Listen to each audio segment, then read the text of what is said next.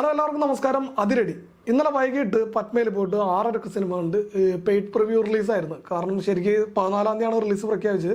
അപ്പോൾ ഇന്നലെ വൈകുന്നേരം തന്നെ റിലീസ് പോയി കണ്ടിട്ട് നമുക്ക് പത്മയിൽ ഏറ്റവും കോർണറിലുള്ള സിനിമ കിട്ടിയത്. അപ്പോൾ അത് ആസ്വാദനത്തെ ബാധിച്ചിട്ടുണ്ടോയെന്ന് എനിക്കറിയില്ല. ഞാനും വൈഫും അങ്ങറ്റത്തായിരുന്നു തിയേറ്ററിൻ്റെ ഏറ്റവും ഫ്രണ്ടിൽ അങ്ങറ്റത്ത്. അപ്പോൾ പെടലിയുടെ കാര്യം നമുക്ക് പറയേണ്ട ആവശ്യമില്ല. അങ്ങനെ സിനിമ കണ്ട് തുടങ്ങി. അപ്പോൾ എനിക്ക് ആദ്യം തന്നെ ഒരു വാണിംഗ് പറയാനുണ്ട്. ഈ ഒരു സിനിമയിൽ ഏറ്റവും ഇൻട്രസ്റ്റിംഗ് ആയിട്ടുള്ളൊരു ഭാഗത്ത് ഒരു ഗസ്റ്റ് അപ്പിയറൻസ് ഉണ്ട്. അതപ്പോൾ ആ ഒരു സിനിമയുടെ മൊത്തത്തിലുള്ള നമ്മുടെ ഒരു ആസ്വാദന നിലവാരത്തെ മൊത്തത്തിൽ ബാധിക്കുന്നൊരു കാര്യമുണ്ട്. ഒരു കാരണവശാലും ഇൻസ്റ്റാഗ്രാം, യൂട്യൂബ്, ഫേസ്ബുക്ക് ഇതിലൊന്നും ഈ അതിരടിയായിട്ട് ബന്ധപ്പെട്ട് വരുന്ന ഏതെങ്കിലും ഫൂട്ടേജുകൾ അല്ലെങ്കിൽ ഏതെങ്കിലും വൃത്തികെട്ടവന്മാരിടുന്ന വീഡിയോകൾ ഇതൊന്നും കാണരുത്. റിവ്യൂ അല്ല ഞാൻ പറയുന്നത്. ചില റിവ്യൂവർമാർ അത് ചിലപ്പോൾ ഓൾറെഡി പറയുകയും ചെയ്യും, ഉറപ്പായിട്ടും പറയും. ചിലപ്പോൾ എൻ്റെ കമൻറ്റിൻ്റെ ഇടയിൽ എന്ന് പറയും. അപ്പോൾ അതൊരു കാരണവശാലും കാണരുത്. നമ്മളെ ഇഷ്ടപ്പെടുന്ന അല്ലെങ്കിൽ നമ്മൾ ഇഷ്ടപ്പെടുന്ന ഒരു ഗസ്റ്റ് അപ്പിയറൻസ് ഈ സിനിമയിൽ വരുന്നുണ്ട്. അത് വരാൻ നേരത്ത് ഈ ഒരു സിനിമ ഓണാവും. സത്യത്തിൽ നല്ല പൊട്ടിച്ചിരിയും കാര്യങ്ങളൊക്കെ ഉണ്ട് ആ ഒരു സീനിൽ. അത്രയുള്ള അതൊരു വാണിംഗായിട്ട് കരുതുക. സിനിമയെ പറ്റി പറയുകയാണെങ്കിൽ നമ്മുടെ ബേസിൽ ജോസഫ്, ടൊവിനോ തോമസ്, വിനീത് ശ്രീനിവാസൻ, നമ്മുടെ ഷാൻ റഹ്മാൻ, നമ്മുടെ റിയ ഷിബു ഇവരൊക്കെയാണ് മെയിൻ കാസ്റ്റിൽ വരുന്നത്. മാത്രമല്ല ദർശന രാജേന്ദ്രൻ വരുന്നുണ്ട്, നമ്മുടെ വിഷ്ണു അഗസ്ത്യ വരുന്നുണ്ട്. ഇവരെല്ലാവരും ചെറിയ ചെറിയ റോളിൽ അങ്ങിങ്ങായിട്ട് പോകുന്നുണ്ട്. പിന്നെ യുവതാരങ്ങൾ ഒരുപാട് വരുന്നുണ്ട്. കോളേജ് കാലഘട്ടം അല്ലെങ്കിൽ കോളേജിൽ നടക്കുന്ന കഥയായതുകൊണ്ട് ഒരുപാട് പിള്ളേർ വില്ലന്മാരുടെ ഭാഗത്തു നിന്നാണെങ്കിലും ഈ ബേസിൻ്റെ കൂട്ടുകാരായിട്ടാണെങ്കിലും ഒരുപാട് ആളുകൾ വരുന്നുണ്ട്. വലിയ സ്കെയിലാണ് ഈ ഒരു സിനിമ എടുത്തത്. പ്രത്യേകിച്ച് ആൾക്കൂട്ടങ്ങളൊക്കെ കാണിച്ചിരിക്കുന്നത് ഭയങ്കര കൺവിൻസിങ് ആയിട്ട് ഭയങ്കര പക്കയായിട്ട് ഈ ഒരു സിനിമയുടെ ഡയറക്ഷൻ പോയിട്ടുണ്ട്. ഡയറക്ഷനെ പറ്റി പറയുകയാണെങ്കിൽ നമ്മുടെ സച്ചിയുടെയൊക്കെ അസിസ്റ്റൻ്റ് ആയിരുന്നു. പിന്നെ ഖാലിദ് റഹ്മാൻ്റെ അനുരാഗ് കരിക്കുംവെള്ളം, സച്ചിയുടെ അനാർക്കലി സിനിമ ഇതിലൊക്കെ അസിസ്റ്റൻ്റ് ആയിരുന്ന അരുൺ അനിരുദ്ധൻ.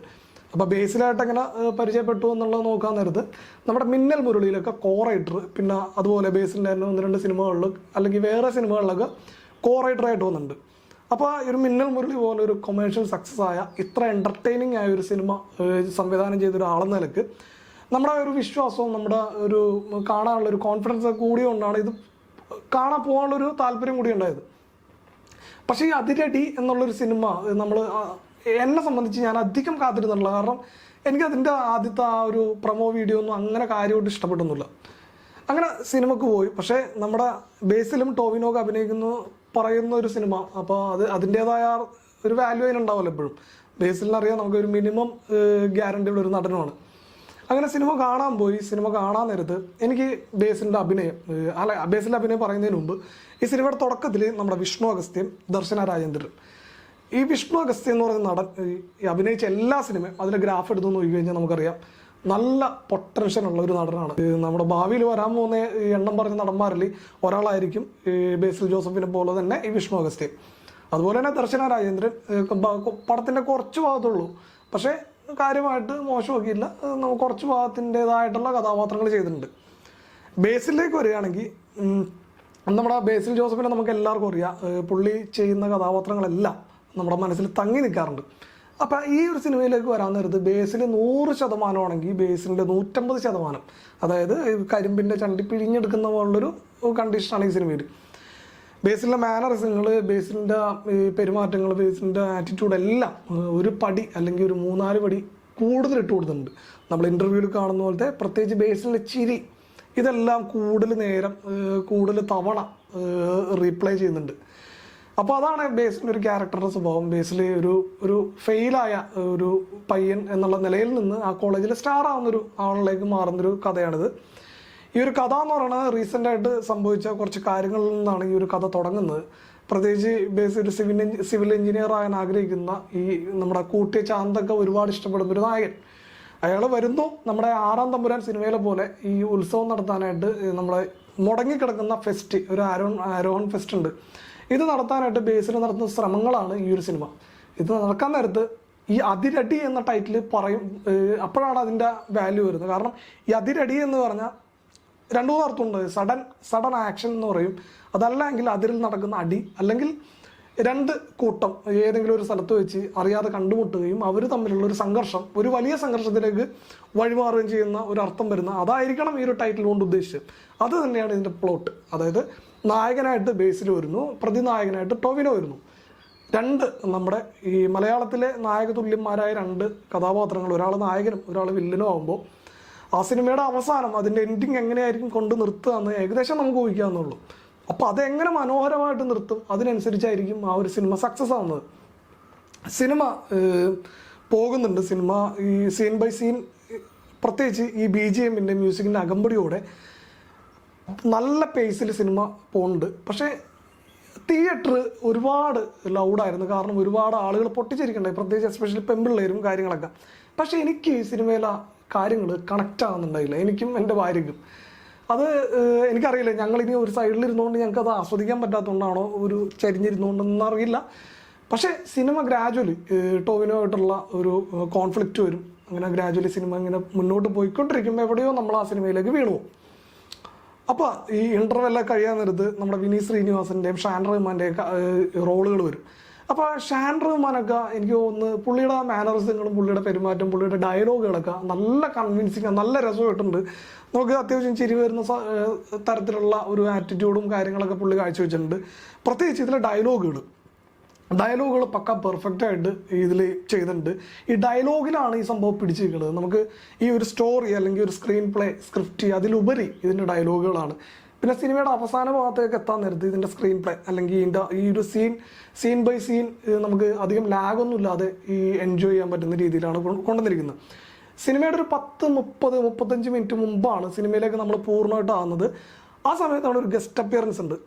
അതാണ് ഞാൻ ആദ്യം പറഞ്ഞത്. ആ ഗസ്റ്റ് അപ്പിയറൻസ് വരാൻ നേരത്താണ് നമ്മളൊന്ന് ഓണാവുന്നത്. അപ്പോൾ എനിക്ക് പറയാനുള്ളത് ആ ഒരു രംഗം ഒരുപക്ഷെ ഇപ്പം തന്നെ നിങ്ങളുടെ ഫോണിലേക്കും നിങ്ങൾ ആരെങ്കിലുമൊക്കെ നിങ്ങളുടെ ചില കൂട്ടുകാരന്മാരൊക്കെ ഓൾറെഡി നിങ്ങളോട് മെസ്സേജൊക്കെ അയച്ച് പറഞ്ഞിട്ടുണ്ടാവും, എടാ ഈ സിനിമയിൽ ഇന്ന ആളുണ്ടാന്ന് പറഞ്ഞിട്ടുണ്ടാവും. അപ്പോൾ അങ്ങനെയുള്ള കാര്യങ്ങളൊക്കെ പരമാവധി കേൾക്കാതെ ഈ ഒരു സീൻ കണ്ടു കഴിഞ്ഞിട്ടുണ്ടല്ലോ നിങ്ങൾക്ക് ശരിക്കും ഇഷ്ടപ്പെടും. എനിക്ക് ആ ഒരു സീൻ വന്നപ്പോഴാണ് ഞാനും വൈഫും അറിഞ്ഞൊന്ന് ചിരിച്ചത്. നല്ല രസമാണ് ആ പുള്ളിയുടെ അഭിനയം, അവൻ്റെ അഭിനയം ഒരു രക്ഷയില്ലാത്തതാണ്. ചിലപ്പോൾ ഇതിൻ്റെ കമൻറ്റിൻ്റെ അടിയിൽ വന്ന് പറയും അയാളുടെ പേരൊക്കെ, അത് പോട്ടെ. അപ്പോൾ ഈ ഒരു സിനിമ അങ്ങനെ ഗ്രാജുവലി ഒരു 30-35 മിനിറ്റ് മുമ്പാണ് ഈ ഒരു സിനിമയായിട്ട് വരുന്നത്. പിന്നെ ഒരു കോൺഫ്ലിക്റ്റ് അല്ലെങ്കിൽ ഒരു ക്ലൈമാക്സ് അവസാന നിമിഷങ്ങളിൽ സിനിമ നല്ല പേസിൽ നല്ല ചിരിപ്പിച്ചും കളിപ്പിച്ചൊക്കെ നമ്മളൊക്കെ ഇങ്ങനെ കൊണ്ടുപോകും. പ്രത്യേകിച്ച് എടുത്ത് പറയാൻ ഇതിൻ്റെ സംവിധാനം വളരെ മികച്ചതാണ്. എഡിറ്റിംഗ് ഒരു ജെം കട്ട് പോലെ ഇങ്ങനെ സ്പീഡിൽ പോകുന്നുണ്ട്. അതിനനുസരിച്ചുള്ള BGM ഉണ്ട്. ഇതെല്ലാം അതിനനുസരിച്ചുള്ള ക്യാമറ വർക്ക് ഉണ്ട്. ക്യാമറ വർക്ക് പറയുകയാണെങ്കിൽ ഇതെല്ലാം ഒരു ബിഗ് സ്കെയിലിൽ ഒരുപാട് ആളുകളെ കൂട്ടിയുള്ള രംഗങ്ങൾ, ഒരു ഉത്സവം, കോളേജിൻ്റെ ഫെസ്റ്റ്, പിന്നെ ക്ലൈമാക്സിൽ വരുന്നൊരു ഫെസ്റ്റിൻ്റെ ആ ഒരു ഏറ്റവും അവസാന ഭാഗം നടക്കുന്ന കാര്യങ്ങൾ, ഇതിലൊക്കെ ഒരുപാട് ആൾക്കൂട്ടം. ഇതെങ്ങനെ നമ്മുടെ ഈ CGI ആണോ AI ആണോ അല്ലെങ്കിൽ VFX ആണോ എന്നറിയില്ല, ഒരുപാടൊക്കെ ഉണ്ടാവും അതിൽ. പക്ഷേ ഒരു ആൾക്കൂട്ടത്തെ ആ ക്രൗഡിനെ എങ്ങനെ ഹാൻഡിൽ ചെയ്യാൻ പറ്റിയിട്ടുണ്ട് അത് നല്ല രീതിയിൽ പുള്ളി സംവിധാനം ചെയ്തു വെച്ചിട്ടുണ്ട്. അരുൺ അനിരുദ്ധൻ നല്ല സംവിധായകനാണെന്ന് തെളിയിച്ചിട്ടുണ്ട്. ഈ പറഞ്ഞ പോലെ നല്ല പൊട്ടിച്ചിരിക്കാനും കാര്യങ്ങളൊക്കെ ഉണ്ട്. പക്ഷേ ഈ ഒരു ആദ്യ ഭാഗങ്ങളിൽ വരുന്ന ആ ഒരു തമാശകൾ ചിലപ്പോൾ ഒരു മിക്സ്ഡ് റിവ്യൂ ആയിട്ട് അല്ലെങ്കിൽ മിക്സ്ഡ് അഭിപ്രായമായിട്ട് സിനിമക്ക് മാറും എന്നുള്ളതാണ് എനിക്ക് തോന്നുന്നത്.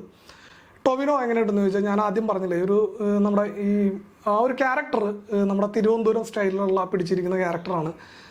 പിന്നെ ടൊവിനോയുടെ ഭാര്യയായിട്ട് വരുന്ന ആട്ടം നായികയുണ്ട്. പിന്നെ ടൊവിനോയുടെ കൂടെ അഭിനയിക്കുന്ന കോ ആക്ടേഴ്സ് ഉണ്ട്, അവരും നന്നായിട്ട് ചെയ്തിട്ടുണ്ട്. ബേസിലിൻ്റെ കൂടെ അഭിനയിക്കുന്ന കോ ആക്ടേഴ്സ് ഉണ്ട്, അവരും അത്യാവശ്യം നന്നായിട്ട് ചെയ്തിട്ടുണ്ട്. റിയ ഷിബു ആസ് യൂഷ്വൽ നമ്മുടെ മറ്റേ പടത്തിൽ പോലെ തന്നെ ഇതിലും ഒരു സെയിം റോളൊക്കെ തന്നെ ചെയ്തിരിക്കുന്നത്. ബേസിൽ ഞാൻ പറഞ്ഞ പോലെ ബേസിലെ ഒരു പൊട്ടൻഷ്യൽ അത് ഒരു 100 ആണെങ്കിൽ ഒരു 150 പിടിച്ചിട്ടുണ്ട്, അല്ലെങ്കിൽ ഒരു 200 മീറ്റർ പിടിച്ചിട്ടാണ് ഇതിൽ ചെയ്തേക്കുന്നത്. പ്രത്യേകിച്ച് നമുക്ക് ആ ഒരു ഇൻ്റർവ്യൂവിൽ ആ ഒരു സ്റ്റൈലൊക്കെ നമുക്ക് കയറി വരും. എന്തായാലും സിനിമ നമുക്ക് തുടക്കം ചില ആളുകൾക്ക് കണക്റ്റ് ആവില്ലെങ്കിലും സിനിമയുടെ അവസാനം എത്തുമ്പോൾ നമ്മൾ ആ സിനിമയിലേക്ക് മുഴുകിച്ചേരും. സിനിമയുടെ അവസാനം നമുക്ക് ഹാപ്പി എൻഡിങ് ആയിട്ട് സാറ്റിസ്ഫൈഡ് ആയിട്ട് സിനിമ നിർത്തുന്നുണ്ട്.